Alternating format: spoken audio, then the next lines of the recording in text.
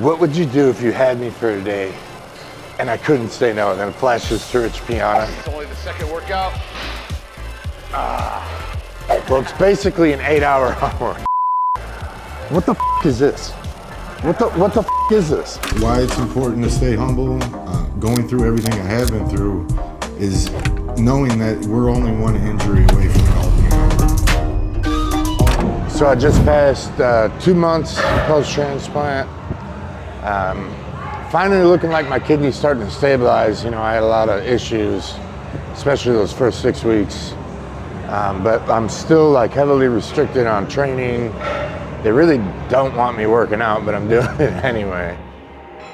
Just being real careful, like no free weights, machine only, anything that like uses a lot of core because of the size of the incision. And one of the main issues is like, you know, that tissue will heal and the abs are starting to fuse back together, but there's a lot of intricacies with the kidney and, you know, any heavy rotation or big strain, and you'll actually like rip some of that tissue that's trying to graft onto the kidney. So especially like being on immune suppressors and all the drugs that I need to take just takes a long time. So they say like 3 months is when they start like reducing a lot of it, but you know, they put me on the same restrictions as like the 7-year-old lady next to me, and I'm like, that doesn't make sense. So I'm doing a little bit. Today, you start shoulders. So I'm still doing 1 whole body day, 1 upper body day, then I do a lower body day, and then I try to do like 1 or 2 days of cardio. But next week, I'm gonna switch it over to upper body, lower body twice a week.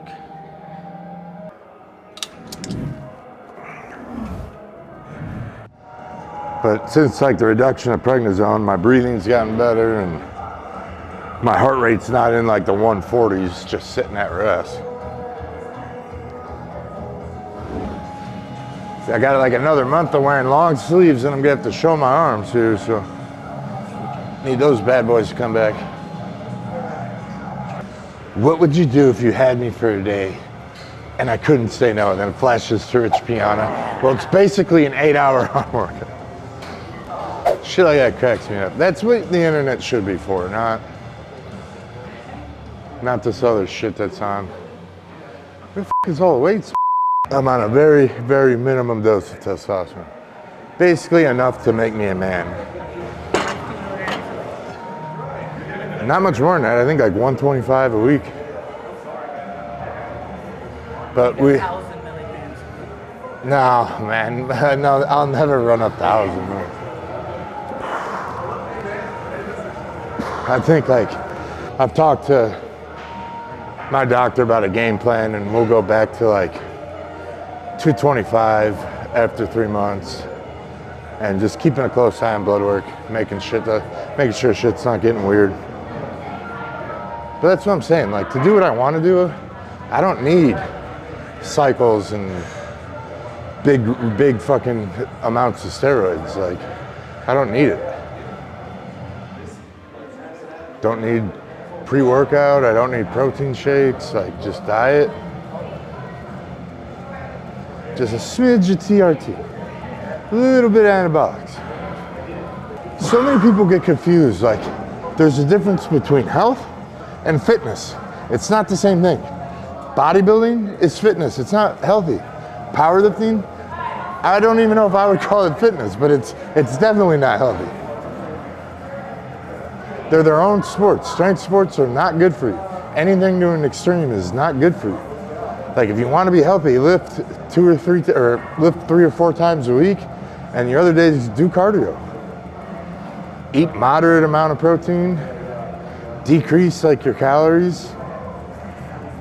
Like yeah, you want muscle mass and you want dense muscle mass. That's healthy, but you know, being 250 pounds is not healthy. You want to live a long life. Like how many like 6 foot plus jack dudes you see walking around in their 70s? Not a lot. It's like all like small little old men. Because like basically everything you do as like an athlete speeds up your metabolism, which also like accelerates the cellular cycle. That's how you age. If you want, you got to slow it down. You want a slow metabolism, you want to live long, but then you can't, like you eat like one meal a day, just very nutrient dense foods. I forgot the name of the diet. There's this guy doing it and they were like predicting he'll live to be like 125 to 150 years old. They think he'll break the world record. And guess what? He's very small. I'm shooting for like 75 to 80. That'll be a win. I'll be lucky if I make it to 60. But I got plans. I'm going full cyborg. It's like everybody that goes to Italy and France, they like, oh, did you gain weight because you're eating so much? You're like, oh, I actually lost weight. It's like because they have no preservatives or chemicals in their shit. And you walk a lot more. You're not renting cars, you walk. So increase activity levels, decrease the amount of junk. Voila. That's what's so funny about like personal training and being an online coach. Like most people know what the fuck to do. Like unless you're really trying to like be a performance enhancer, like try to increase strength, going for specific goals, be competing at like a high level. But if you're just like general fitness, it's not hard to do. We all know how to do it, yet like nobody can do it. The average American gets more out of shape every year. All right, this is something I actually want to talk about. I've been seeing this a lot lately. What the fuck is this? What the fuck is this? Like, why are people doing this? Why? What are you doing? Stop it. Full fucking range, dude.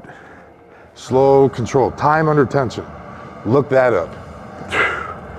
Like, stop following people just because they got good bodies.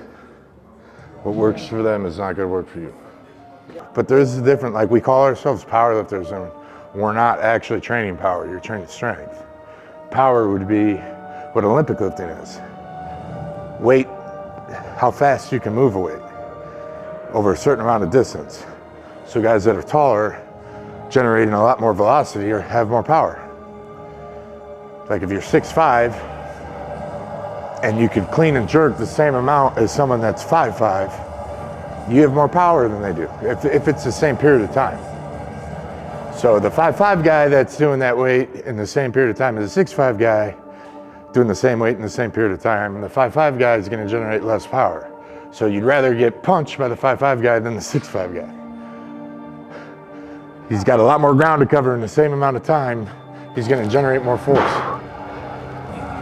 Yeah, for sure. Like, especially local powerlifting meets, it's like, a lot of those fucking judges like will train some of the people competing in it. So that's their athlete, and then they're like giving them a favorable call. You're like, what the fuck was that? And then your athlete goes up there, high squat. And you're like, dude, my athlete just squatted lower than your athlete and you just called it red, you know? Like, what the fuck was that? But that's why like local meets aren't shit, dude.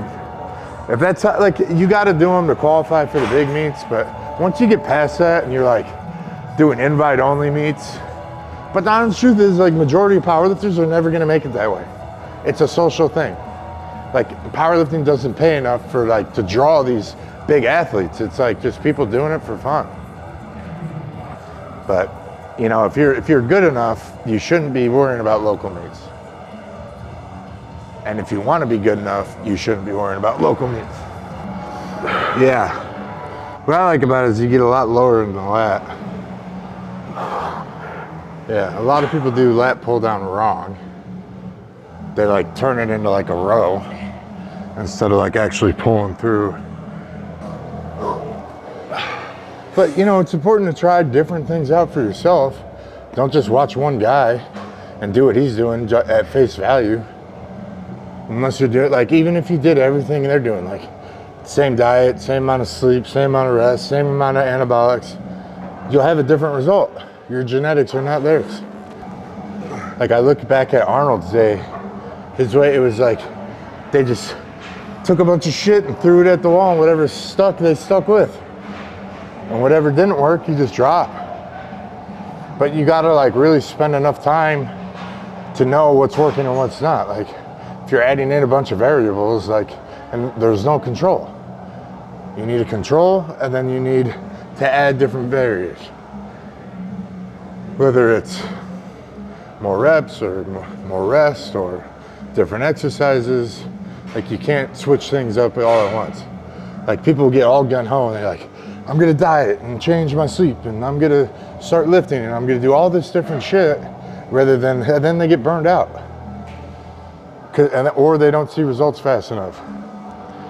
It's like, dude, you didn't give it a chance. You know, and then there's certain people that'll see results after 6 weeks, some people it takes 3 months to really start noticing. But like the #1 selling programs are like the 6-week programs. Like, oh, you could drop weight in 6 weeks. It's like, yeah, anybody can fucking lose water weight in 6 weeks. And especially if you're like super heavy and not working out, you start changing your diet and working out, like, yeah, of course. But nobody wants that long-term commitment. Because like a year transformation, like that's not as sexy as a 6-week transformation. What's cool is we're able to document this and like see the recovery. Like we're just being transparent about it. A lot of dudes fucking disappear and you don't see them at their weakest and smallest, and like, do I feel great where I'm at? No. But I made the choice to be transparent about it. I'm not gonna hide the low points just because like I don't look my best. I'm posting videos where I'm on 80 milligrams of prednisone, my face looks like I got stung by a bee. We're doing this for the right reasons. You know, I'm still in the early stages of recovery, and then we'll check me out like going through another meet prep for my birthday, July 2025. That's the goal. So I really can't do much till July this year. Then that gives me a full year to really like push and try to get the strength to where I need to get it. And if I get it there, then I'll compete. If I don't ever compete again, like, will I be heartbroken? No. But it's something I want to do. I already talked to Jesse Burdick. He runs meets out in California. He used to do record breakers. He no longer does it. But I was like, hey man, if I do a meet, I want you to run it. He didn't give me a yes, but he wasn't discouraging either. So we'll just like all pitch in and throw a bunch of money at him. Like, dude, can't walk away from that. Money tends to motivate a lot of people. I had this conversation with a client this week, but I was like, you know, he was like rushing through it. He was like, I was trying to get to 10. I'm like, dude, reps are irrelevant. They're a good way to like keep progress, but your body's not counting reps. It counts stimulus and fatigue.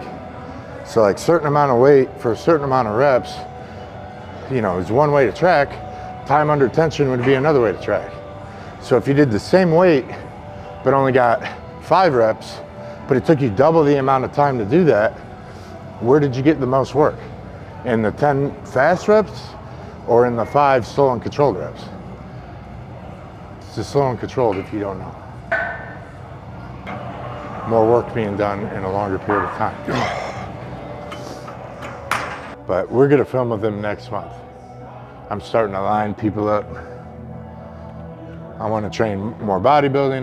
And then when as time goes by, I'll switch from bodybuilding back into powerlifting. Once I'm sure my guts aren't gonna blow through my fucking stitches.